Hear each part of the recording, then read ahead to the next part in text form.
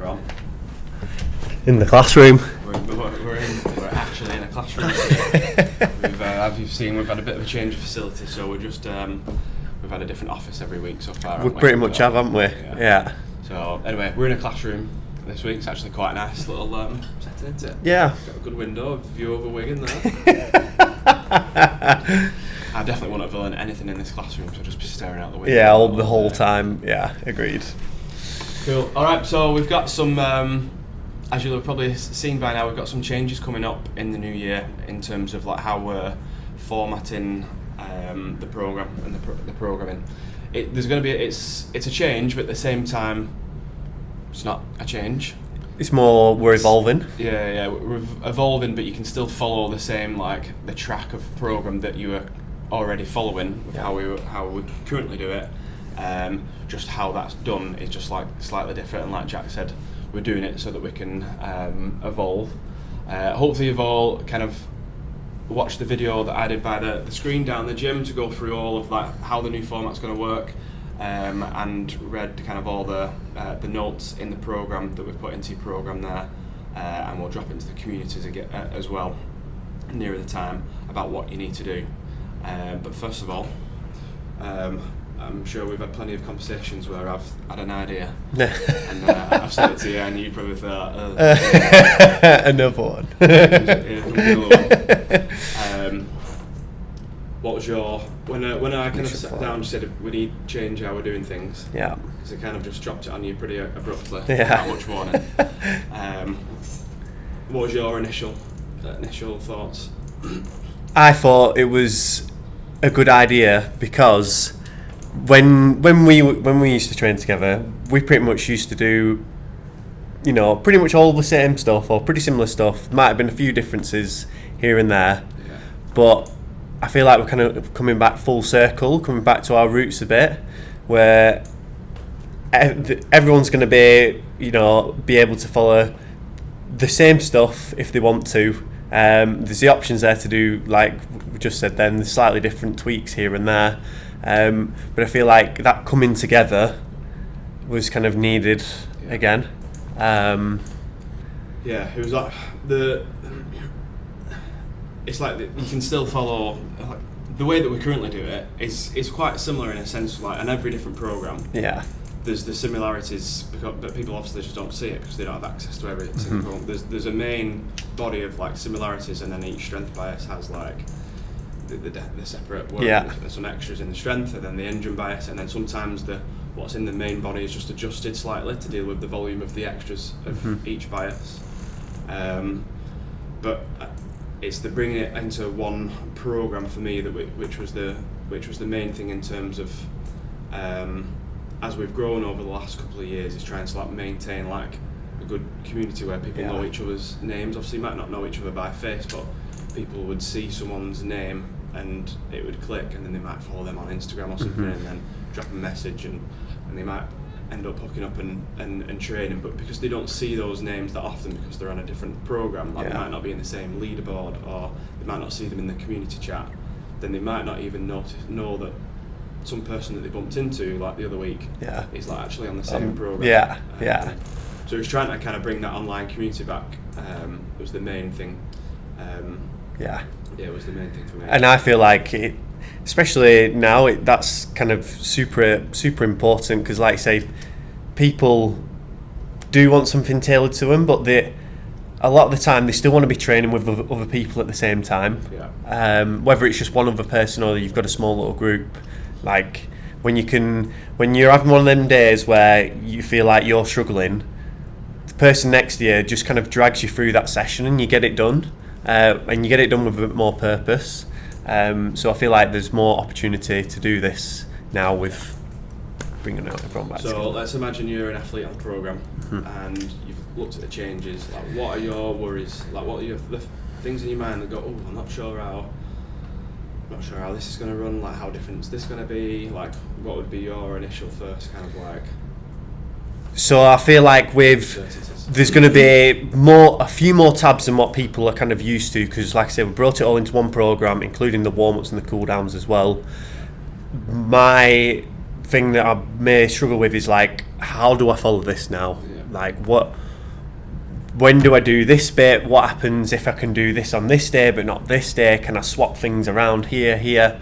That would probably be my only, main reserve. And I think it's important to, because what we're doing is we're opening a bit more control, because one of the main bits of feedback was, it was a bit of a, in terms of on our side, a bit of an admin like faff to change someone from like strength bias to engine bias or like to all rounder. Yeah. It was a bit of a faff of changing subscriptions and kind of resetting them up on a certain date.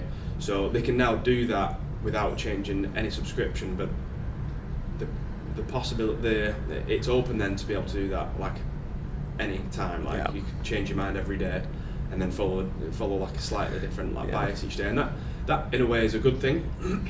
But as long as you know exactly what it is you need to work on, and you just stick, and you always have that in the back of your mind. Like if you need a strength bias program, then you always follow the format that we're telling you. If it's strength bias, and you can go off it now and again, but you rarely go off it for the 90% of the time. Like you stick to that track. Same applies if it's the engine bias. Like sticking routine with getting that engine bias session in and splitting it, a couple hours difference to the main body training as well. So nothing's actually different then if you look at it in that sense. It just requires you to be like, this is how I'm going to follow this program for these next, this next season, for this next 6 months, this good chunk of period of time. So you're not kind of like swapping and changing like every week because you did one strength session and you felt shit, so then you feel like you needed to do a week of strength bias, and then you felt unfit, so you do a week of engine bias. Like, figure out what it is that you need to work on, and remember that it's a full year-round program, and by the time it comes round to the end of that year, we'll bring everything up to a good level, so it's kind of like coming back to being as all-rounded as possible when it comes to a competition. And I think that's going to be mainly like when it comes into the middle of off-season, if people are doing strength bias and then they realise they might get a little bit of, they're doing a bit more lifting, a bit more weight, they get a bit heavier, and then they feel crap on burpees or something. It's at that point where people are going to be like, I'm doing strength bias. Like, don't feel the need that I have to like swap. Do all of the training and change all the time. So just making sure that although we're opening the control a little bit, is that you still have some discipline. And keep your structure into what it is and that's partly why we're doing this, so we can be more available to be able to help people on the program as well with chats and the questions. So if you're having those doubts, just drop us a message and we can help give you that bit of perspective again. Again, we've got more time there, so use us as a resource in that sense to give you help keep you on track and keep giving you that direction there.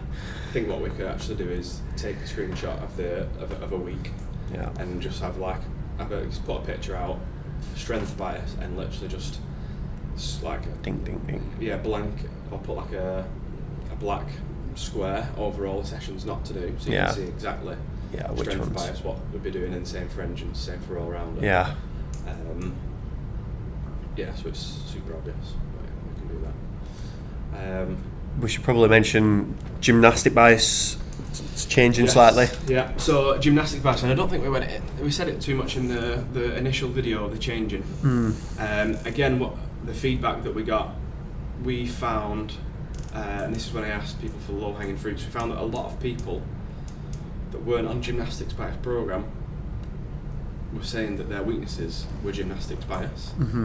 So it was like, like, what do we do here? Because the gymnastics bias was generally for people who they couldn't do gymnastics, like they were at that level where they've not got a ring muscle up yet. But then we were still having people who were following maybe strength or all-rounder who could do 5 ring muscle ups, but like when the ring muscle ups were in a workout, that would be their limiting factor. So the way that we're going to run it now is it's open to be able to add any extra skills into your program. So by following the main body, the main core program there, you'll be able to add a fixed length program at whatever skill it is that you feel like you need to work on, and you add it in where you see fit within that week. For example, let's say you're following it and you're like, I need strict handstand push-up work. It's like, right, well, here's the strict handstand push-up intermediate program. Add that into your training, like after 2 to 3 days a week, after training sessions that maybe definitely haven't had more strict handstand push-ups. And just fit them in and around like your training schedule so that you're getting this extra work in. Again, we're opening up the kind of flexibility there, but it just requires someone to sit down and go, I'm going to do that session then, that session then, that session then, and then just stick with it. And by doing it this way, where we're not running like a gymnastic bias program, we're just giving fixed length, and there's more room for more people on the program to be able to get better at the skills rather than just being limited to like this program and these drills. Then we can help people who are at beginner level, intermediate, and if someone wants like some more advanced little extra like high volume, high skill, then we can help on that end as well. So that's how the Gymnastics Bias is going to run. The Gymnastics Bias program was previously £50, and that will bring that down on January the 3rd to in line with the rest of the programs, £47.99. And then it's going to be a 50%. We'll give you a 50% code to add the fixed length program into your app, and then you can add it into your calendar. So pretty much the majority of them are £20. And they're about a 6-week, 18 session long program. So the 50% code will give you that for a tenner. I'll be honest, we did think about just dropping them out for free, and the reason being we put it on a tenner is just that we have been a little bit stung previously where someone joins the program, they get a lot of free shit, and then they leave. So it's as simple as that, really. Because how it works on the app is that when you get that program, you have that forever. Like you'll have that in 10 years time, when you might not be with us. Something might happen and you might not be on the program in 2 months' time, but you've purchased that program, so you deserve to keep it, even though your subscription might not be carrying on going. And it's like I say, it's half price for anyone that's not in the program's paying £20, so it's pretty good. £10 for life. Anything else for now? Compete program. Yes.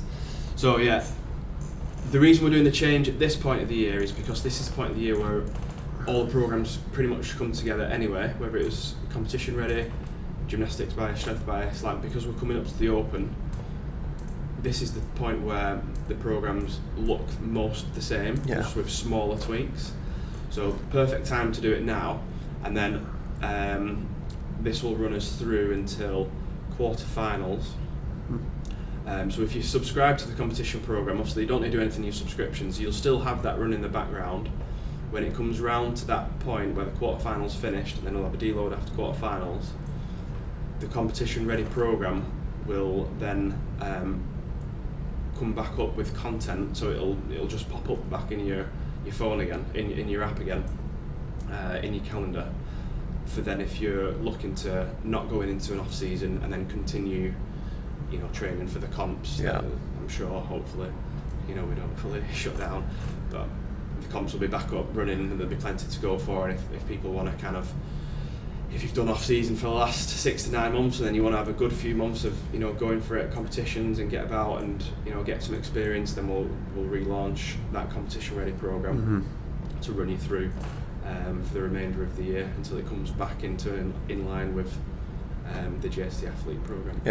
So just to be clear, if you got a competition from kind of January to March, April, just before quarterfinals, the JST athlete program, as we're calling it, will prepare you for those competitions.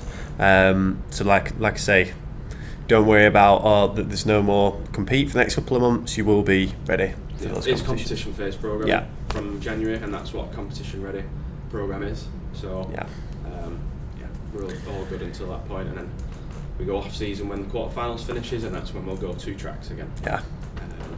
So then we'll just have the 2 programs to manage, rather than 8 currently. And I think from our side as well, so you can understand from our side while we're doing it, me and Jack, we see ourselves as creators for the program, and creators in terms of like creating the program and creating content and creating advice and information. Whereas we feel like at the moment, because we've got kind of like so many different little programs here and the little bits and bobs of admin work, it's more like we're facilitating the program and doing like Yeah. the clicking around and the changing, when we want to be making sure that we're using our time to help add more value to the program, in terms of like you'll see in the first week of the program where we've spent an hour the other day Yeah. recording daily videos for each training session and kind of going through a brief for the day. Like, we can help more in that sense than we can by just like pressing buttons like behind a computer, which everyone kind of sees. Yeah. And we feel like we can do that without kind of scuppering the quality and the kind of individualisation that you can get from how we were previously Yeah. doing it. Yeah. That, and along with everything we said before about Yeah. more populated leaderboards, big group community chat. It's all in there. Getting everyone together, Yeah. under control. Next topic, Yes. our new what do we call it? Events, Oh yeah. As in the regionals. the regionals. Should we do a separate video? Yeah. Tune into the other video.